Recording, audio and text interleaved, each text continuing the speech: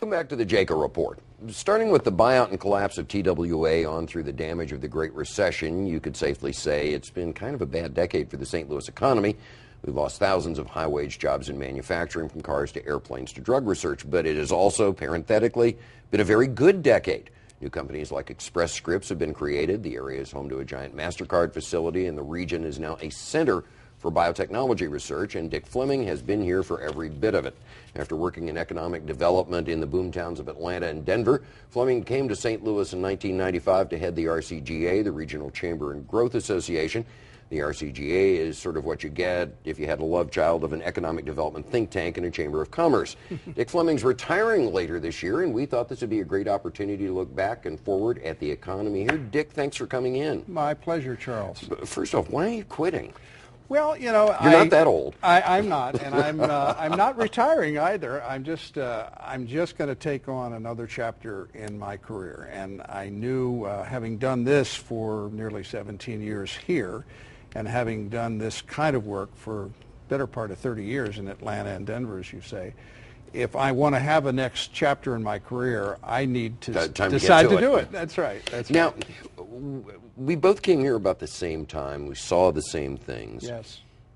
In my mind, in the past 16, 17 years, I think things have greatly improved, despite all the downsides I've mentioned, because the economy has shifted. We've lost a lot of those heavy manufacturing jobs where a guy with a high school education could make a really good living. Right. But they've been replaced with jobs that require higher education levels, higher skills, and St. Louis has sort of repositioned itself.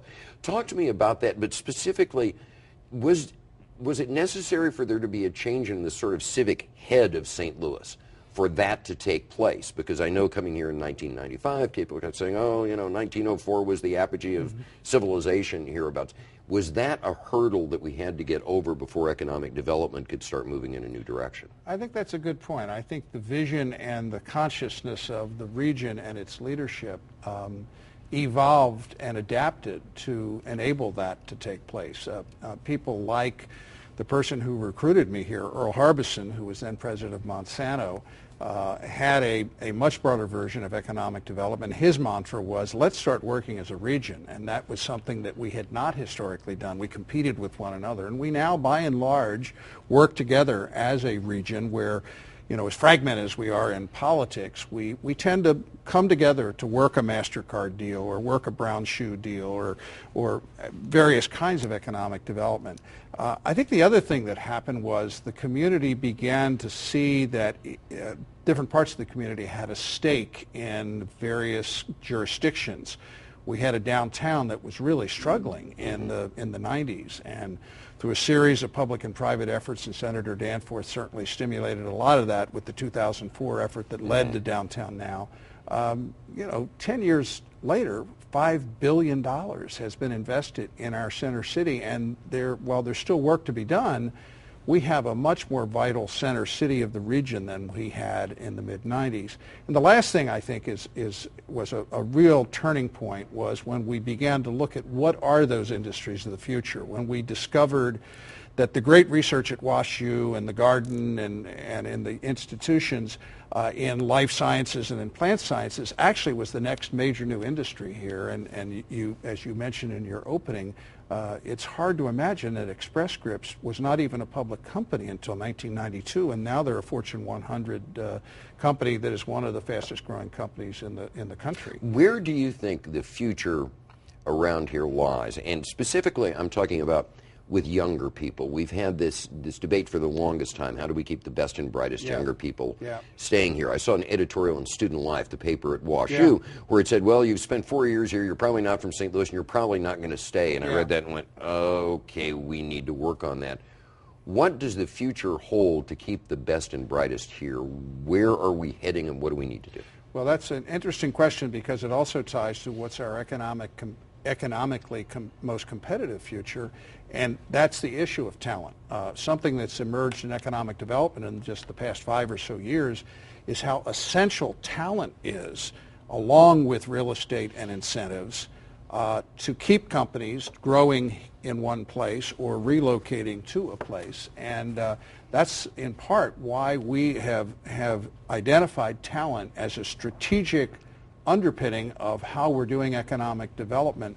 We learned that in an interesting way. The gentleman who heads that now for RCGA on our board, Doug Koch, who's Senior Vice President at Brown Shoe and their Chief Technology Officer, he was a client for 2 years when Brown was looking at, do they expand here and stay here as a legendary company, a headquarters company, or do they move to Dallas or to Madison, Wisconsin? And their decision revolved around their ability to keep and attract talent. And so that experience has led us to focus on what's the demand side of talent in this region to serve the life sciences, to serve the financial services, to serve the various industries that we know statistically we have the highest probability of growing, but talent is a very important part of that equation. Now, one of the things St. Louis forgot is for the longest time, back in the pioneer days, we were sort of at the forefront of exploration of the unknown, and now with this effort on the China Hub, it looks like there is an effort to have St. Louis step up to the plate. We've always been a trader in global trade one way or another, Emerson, Monsanto, et cetera, but to become a major hub for that kind of stuff, pie in the sky, or do you think that can actually seriously happen, and what are the competitive advantages we would have over someplace else? Good point. The answer is a resounding yes, and while there's still many bumps in the road that are going to occur in this effort to reestablish in some ways and establish for the first time in others with China a cargo hub and a commercial hub here, our geography, as it always has, works to our advantage. The fact that the fastest growing economy in the world has between only 15 and 20% of everything flying in and out of China to the United States is on Chinese airlines. They have an objective of increasing that to 50%. It's a legitimate objective to grow their aviation industry. We, I think, have made a compelling case to them that to do that, they have to go to a place that's geographically central and has the capacity to accommodate it. So you write off Chicago, you write off Atlanta, you write off Louisville, you write off Memphis, places that are already so congested that they can't accommodate it.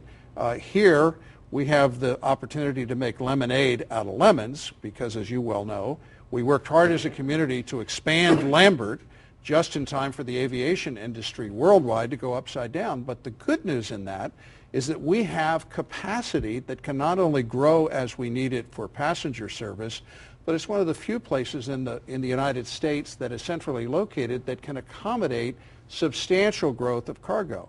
There are 30,000 UPS jobs today in the cargo space in Louisville. Imagine a scenario in St. Louis where we fulfill our comparable projected opportunity, not only with China, with Brazil, with India. The Brazilians are already talking to us just on the hint that China may be hubbing here.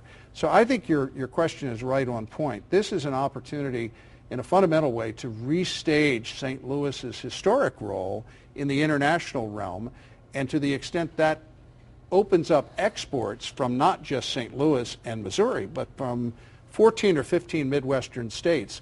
We're within drive time of a daily drive of a truck for about 12 states and about 45% of the economy of the United States right here. You sound optimistic. I mean, in '95 when we both came here, there were thoughts about you could have fired a cannon downtown and not hit anybody. People were wondering if the entire corporate infrastructure was going to collapse. Right. Things have rebounded, but you sound a good deal more upbeat than just saying, okay, we've rebounded. Yes. That there's more to be done. What do you base that optimism on?